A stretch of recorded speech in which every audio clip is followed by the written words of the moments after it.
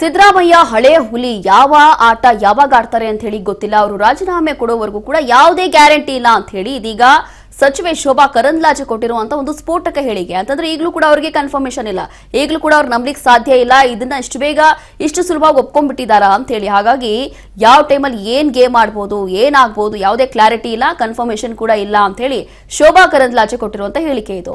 ಕಾಂಗ್ರೆಸ್ ಸರ್ಕಾರಕ್ಕೆ ಜನರ ಬಗ್ಗೆ ಯಾವುದೇ ಕಾಳಜಿ ಕೂಡ ಇಲ್ಲ.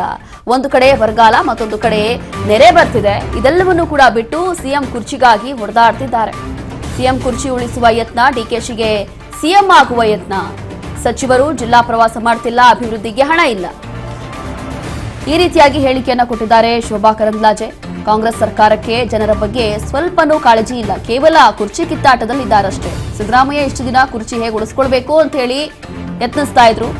ಡಿಕೆಶಿ ಸಿಎಂ ಹೇಗಾಗಬೇಕು, ಆ ಕುರ್ಚಿ ಹೇಗೆ ತಗೋಬೇಕು ಅಂತ ಹೇಳಿ ಯತ್ನಿಸ್ತಾ ಇದ್ರು. ಅದ್ರ ಹೊರತಾಗಿ ಬೇರೆ ಏನೂ ಇಲ್ಲ. ಸಚಿವರು ಜಿಲ್ಲಾ ಪ್ರವಾಸ ಏನು ಮಾಡ್ತಿಲ್ಲ, ರಾಜ್ಯದಲ್ಲಿ ಅಭಿವೃದ್ಧಿಗೆ ಹಣ ಇಲ್ಲ, ಸಾಲ ಮಾಡಿಕೊಂಡಿದ್ದಾರೆ. ಈ ರೀತಿಯಾದಂತ ಹೇಳಿಕೆಯನ್ನ ಶೋಭಾ ಕರಂದ್ಲಾಜೆ ಕೊಟ್ಟಿರುವಂತದ್ದು.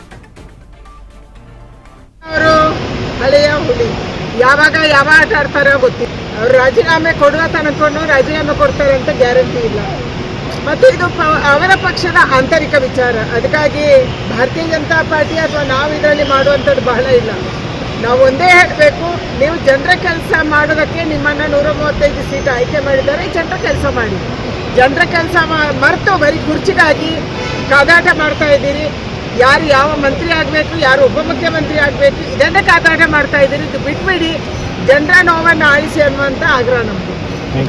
2.5 ವರ್ಷ ಕೇವಲ ಮುಖ್ಯಮಂತ್ರಿಯ ಬದಲಾವಣೆ ಬಗ್ಗೆ ಚರ್ಚೆ ಆಗಿದೆ. ಕಾಂಗ್ರೆಸ್ ಸರ್ಕಾರಕ್ಕೆ ಜನರ ಬಗ್ಗೆ ಕಾಳಜಿ ಇಲ್ಲ. ಒಂದು ಕಡೆ ಬರಗಾಲ ಇದೆ, ಇನ್ನೊಂದು ಕಡೆ ನೆರೆ ಬರ್ತಾ ಇದೆ, ಬೆಂಗಳೂರು ಮುಳುಗ್ತಾ ಇದೆ.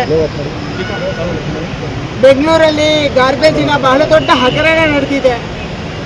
ಇದೆಲ್ಲವನ್ನ ಬಿಟ್ಟು ಪ್ರತಿದಿನ ಇವರು ಕುರ್ಚಿಗಾಗಿ ಹೊಡೆದಾಟ ಮಾಡ್ತಾ ಇದ್ದಾರೆ. ಯಾರು ಮುಖ್ಯಮಂತ್ರಿ ಆಗಬೇಕು, ಯಾರು ಮುಖ್ಯಮಂತ್ರಿ ಕುರ್ಚಿಯನ್ನು ಉಳಿಸ್ಕೋಬೇಕು.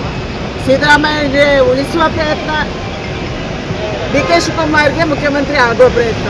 ಇದರ ಮಧ್ಯದಲ್ಲಿ ಜನರು ಬಡವಾಗಿದ್ದಾರೆ. ಜನರ ಸಂಕಷ್ಟವನ್ನು ಆಲಿಸುವವರಿಲ್ಲ. ಯಾವುದೇ ಮಂತ್ರಿಗಳು ಜಿಲ್ಲಾ ಪ್ರವಾಸ ಮಾಡ್ತಾ ಇಲ್ಲ, ಜಿಲ್ಲೆಯಲ್ಲಿ ಮೀಟಿಂಗ್ ತಗೊಳ್ತಾ ಇಲ್ಲ, ಯಾವುದೇ ಇಲಾಖೆ ಕೆಲಸ ಮಾಡ್ತಾ ಇಲ್ಲ, ಇಲಾಖೆಗೆ ದುಡ್ಡಿಲ್ಲ. ಇದು ಕರ್ನಾಟಕ ರಾಜ್ಯ ಸರ್ಕಾರ. ನೀವು ಕುರ್ಚಿ